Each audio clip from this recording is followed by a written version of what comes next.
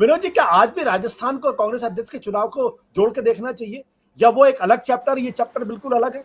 आज इस बात का आकलन होना चाहिए कि दरअसल खड़गे कैंडिडेट के तौर पर कैसे हैं, और खड़गे अगर अगर कांग्रेस पार्टी के अध्यक्ष बनते हैं तो क्या कांग्रेस पार्टी को नुकसान होगा या फायदा होगा? ये सवाल आज की तारीख में महत्वपूर्ण है।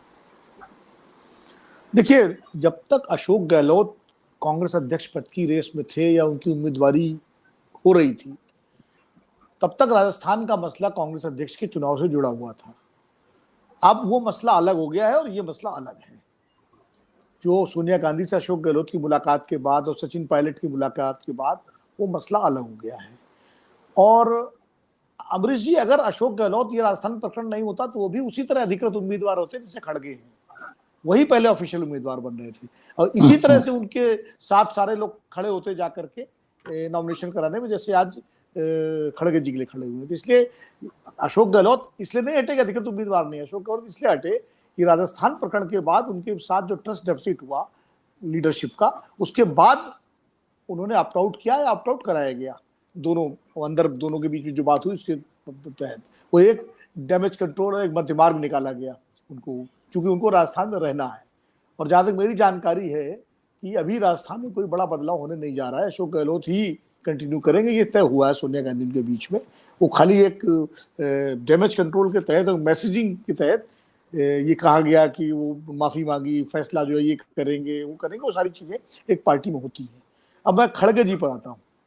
खड़गे जी की योग्यता पर कोई सवाल नहीं है, कोई प्रश्न चिन्ह नहीं है। वो वफादार हैं 10 जनपद के प्रति, वो प्रशासनिक रूप से कई पदों पर रहे, डिप्टी चीफ मिनिस्टर से लेकर केंद्रीय मंत्री तक, लोकसभा में विपक्ष के नेता रहे, राज्यसभा में विपक्ष के नेता हैं, और उसके अलावा जो है एमपी सांसद भी रहे और विधायक भी रहे, सब रहे, संगठन में भी तमाम पदों पर रहे। उनकी वरिष्ठता, उनकी योग्यता में कोई संदेह नहीं है, और मुझे लगता है आज की परिस्थिति में शायद सबसे बेहतर उम्मीदवार वो हैं। क्यों? क्योंकि उनका कोई गुट नहीं है कांग्रेस के अंदर।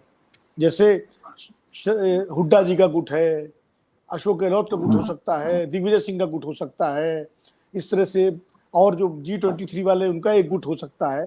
खड़गे जी का कोई गुट नहीं है कांग्रेस के अंदर।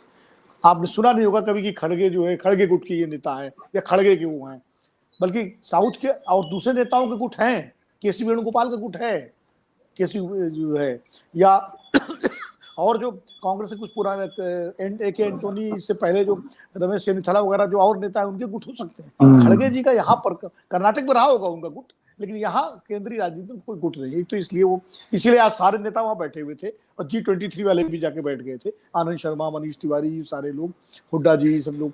तो एक तो ये उनकी योग्यता का है।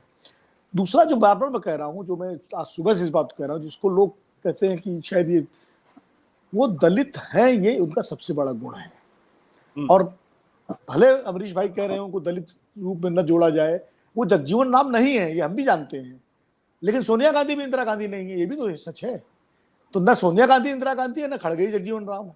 तो जैसा जो हैसियत सोनिया जी की है राजनीति में, वही दलित राजनीति में खड़गे जी की है। खड़गे आज की तारीख में राष्ट्रीय स्तर पर, किसी का फोन बज रहा है, आज की तारीख में राष्ट्रीय स्तर पर कोई बड़ा दलित नेता किसी पार्टी में नहीं है। रामविलास पासवान पैन इंडिया, एक नॉर्थ इंडिया अपील थी उनकी, वो चले गए। मायावती जी देश की बड़ी दलित नेता है, लेकिन उत्तर प्रदेश के बाहर उनका भी असर नहीं होता। और वैसे भी अब वो जिस तरह से उत्तर प्रदेश विधानसभा चुनाव लगातार, तो वो उनकी जो राजनीति है वो बड़ी अजीब किस्म की है, वो किस करोड़ बैठेगी।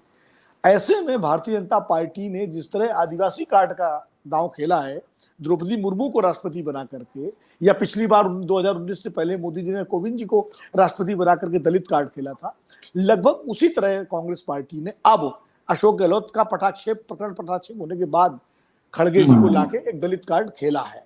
खड़गे जी, मैं नहीं कह रहा हूं कि उत्तर भारत में दलितों में क्रांति ला देंगे, हो सकता है दक्षिण में भी क्रांति न लाए, लेकिन प्रतीकात्मक महत्व होता है। कोविंद जी या द्रौपदी मुर्मू बीजेपी के लिए वोट मांगने नहीं जाएंगे, न गए, लेकिन कोविंद जी को बनाए जाने का लाभ हुआ बीजेपी को, और द्रौपदी मुर्मू को बनाए जाने का भी लाभ होने की उम्मीद है आदिवासियों बीजेपी को, क्योंकि पार्टी फिर वो नैरेटिव बनाती है कि देखिए हमने एक दलित को राष्ट्रपति बनाया, एक हमने दलित को जो है आदिवासी को राष्ट्रपति बनाया। कांग्रेस पार्टी अगर ये नैरेटिव बनाने में कामयाब हो जाती है, अगर, क्योंकि कांग्रेस पार्टी का थोड़ा मैकेनिज्म नीचे तक चीजों को ले जाने का बड़ा कमजोर है आज इन दिनों, अगर ये नैरेटिव बनाने में कामयाब हो जाती है कि हमने जगजीवन बाबू जगजीवन नाम के बाद पहली बार एक दलित को अपनी पार्टी का राष्ट्रीय अध्यक्ष बनाया है, तो निश्चित रूप से उसका लाभ पार्टी को मिलेगा। कितना मिलेगा ये मैं नहीं कह सकता। एक दूसरी बात आशुतोष जी कह के मैं बात अपनी कंक्लूड करूंगा।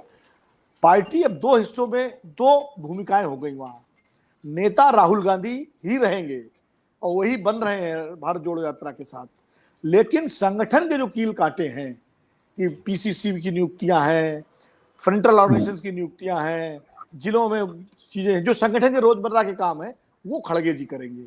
मध्य प्रदेश में किसको करना है, वहां क्या करना है, फलाना है, और सलाह जरूर राहुल गांधी सोनिया गांधी से लेंगे, इसमें कोई दो राय नहीं, क्योंकि हर पार्टी में एक सर्वोच्च नेता होता है, एक संगठन का प्रमुख होता है। बीजेपी में अटल अडवाणी 38 साल चला जनसंघ से लेकर के, उसके बाद जोशी जी आए, लेकिन अटल जी सर्वोच्च नेता थे, चाहे वेंकैया नायडू अध्यक्ष रहे चाहे कोई अध्यक्ष रहा हो। नीतीश कुमार सर्वोच्च नेता है, लल्लन सिंह अध्यक्ष हैं।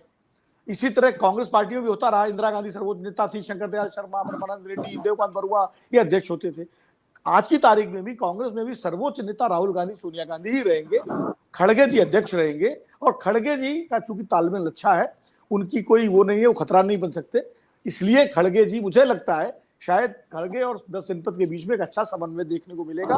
और कांग्रेस पार्टी की जो संगठन की समस्या है, जो लगातार सोनिया गांधी से लोग मिल नहीं पाते थे, राहुल गांधी से मिल नहीं पाते थे, खड़गे जी से कम जाके लोग मिल लेंगे, कार्यकर्ता मिल लेगा, पीसीसी में, तो ये अब, और कांग्रेस अध्यक्ष का जो दफ्तर पिछले 24 साल से बंद है एआईसीसी में, वो अब खुलेगा और वहां खड़गे जी अध्यक्ष बनने के बाद बैठेंगे।